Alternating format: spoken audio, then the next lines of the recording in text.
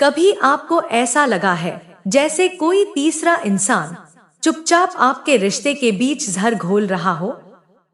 आपको अपने पार्टनर का बर्ताव अजीब लग रहा है? तो ध्यान से सुनिए, ये रीडिंग आपके लिए एक क्लियर मैसेज लेकर आई है। हेलो एवरीवन, आज की रीडिंग में हम देखेंगे कि आज सुबह आपके पार्टनर क्या महसूस कर रहे थे और क्या फीलिंग्स थी। तो अपने पार्टनर के बारे में गहराई से सोचिए ताकि यह रीडिंग आपकी एनर्जी के साथ एक गहरे लेवल पर रेजोनेट कर सके। सिर्फ अपने पार्टनर पर फोकस कीजिए और साथ ही साथ यूनिवर्स से प्रार्थना कीजिए कि आज की यह रीडिंग आपको एकदम एक्यूरेट और क्लियर गाइडेंस दे। और कमेंट में ओम नमः शिवाय लिख दें। तो चलिए अब बिना किसी देरी के शुरू करते हैं आज की रीडिंग। तो सबसे पहले जो कार्ड निकला है 5 of swords, the hierophant, 4 of wands और 7 of wands, 9 of wands, 5 of cups और आखिरी कार्ड है द सन। तो सबसे पहले जो कार्ड निकला है 5 ऑफ सॉर्ड्स, वही तो बताता है कि किसी तीसरे की इन्वॉल्वमेंट, किसी की लगातार भड़काने वाली एनर्जी आपके कनेक्शन पर असर डाल रही है। चाहे वो फैमिली का कोई मेंबर हो, दोस्त हो या कोई बाहरी इंसान, मेल हो या फीमेल, कोई भी हो सकता है। जरा सोचो, अगर वही लोग जिन्हें वो सही मानते थे असल में रिश्ते के खिलाफ हो, तो यहाँ पर जो एनर्जी दिख रही है वो साफ बता रही है आपके पार्टनर अंदर से थक चुके हैं, इमोशनली, मेंटली, एनर्जेटिकली। अब वो किसी की बातें और ज्यादा सुनना ही नहीं चाहते। एक वक्त था जब वो दूसरे की बातें सुनते थे और सुन सुनकर रिश्ता बिगाड़ बैठे हैं। किसी की बातों में आकर उन्होंने आपको इग्नोर करना शुरू कर दिया, दूरी बनानी शुरू कर दी। 7 ऑफ वैंड्स की एनर्जी भी यही कहती है कि उन्होंने दूसरों की राय पर भरोसा करके आपसे खुद को दूर किया। 5 ऑफ सॉर्ड्स और 7 ऑफ सॉर्ड्स का कॉम्बिनेशन कितना क्लियर दिखा रहा है। कोई है या फिर कई लोग हैं जो लगातार इनके कान भरते रहे, आग लगाने की कोशिश करते रहे। कभी कभी रिश्ते में असली प्रॉब्लम आपका पार्टनर नहीं, आसपास के लोग होते हैं।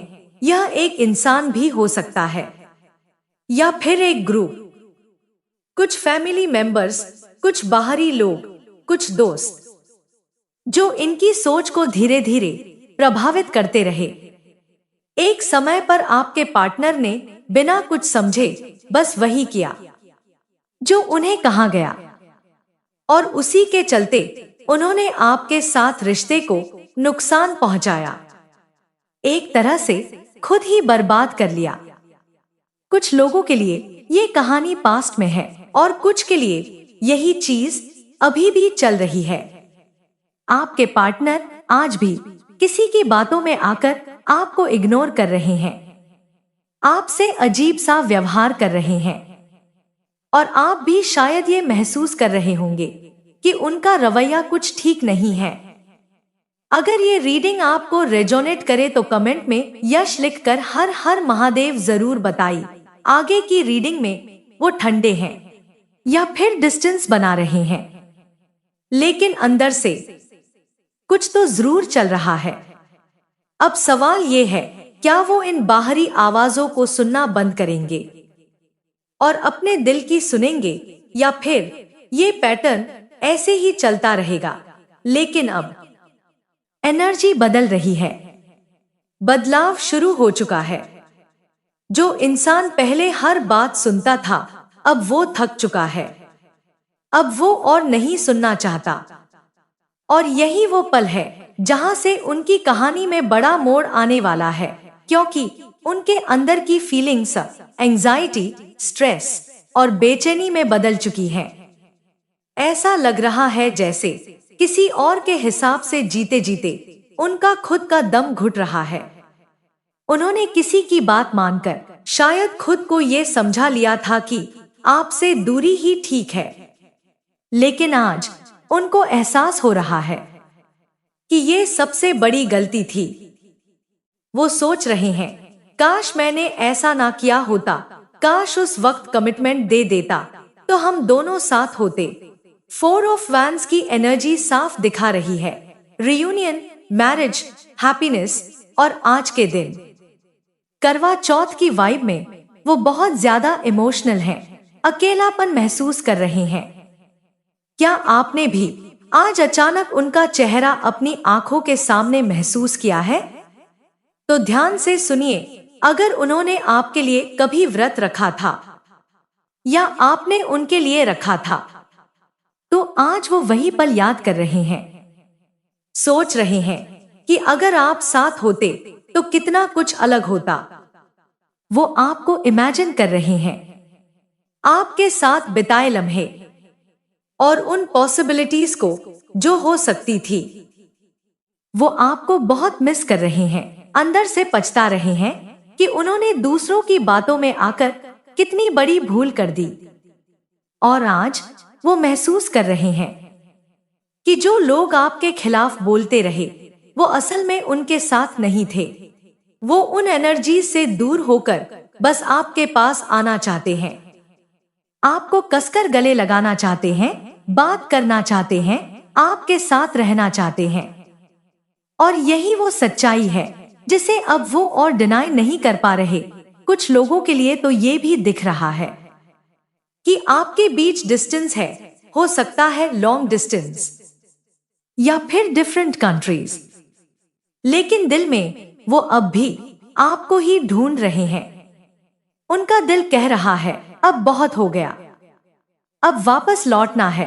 अब यहाँ पर बहुत क्लियर एक चीज दिख रही है, आपके पार्टनर ने उन लोगों से थोड़ा थोड़ा दूरी बनाना शुरू कर दिया है जो बार बार प्रॉब्लम क्रिएट करते थे, जिनका माइंड सेट हर वक्त नेगेटिव रहता था। और यही संकेत है कि डिवाइन टाइमिंग अब एक्टिव हो चुकी है। इंसान को पता तो चल ही जाता है कौन पॉजिटिव है, कौन नेगेटिव, कौन सच में आपका भला चाहता है और कौन सिर्फ बातें बना रहा है। नेगेटिव लोगों की कंपनी कोई भी पसंद नहीं करता।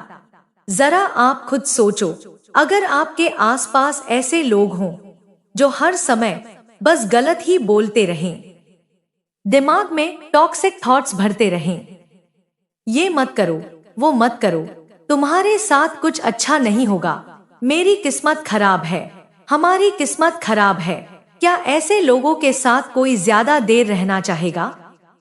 नहीं।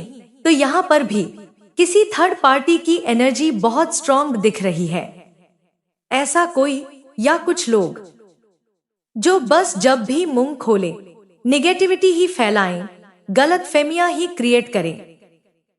और यूनिवर्स ऐसे लोगों को ज्यादा देर तक किसी डिवाइन कनेक्शन के बीच टिकने नहीं देता।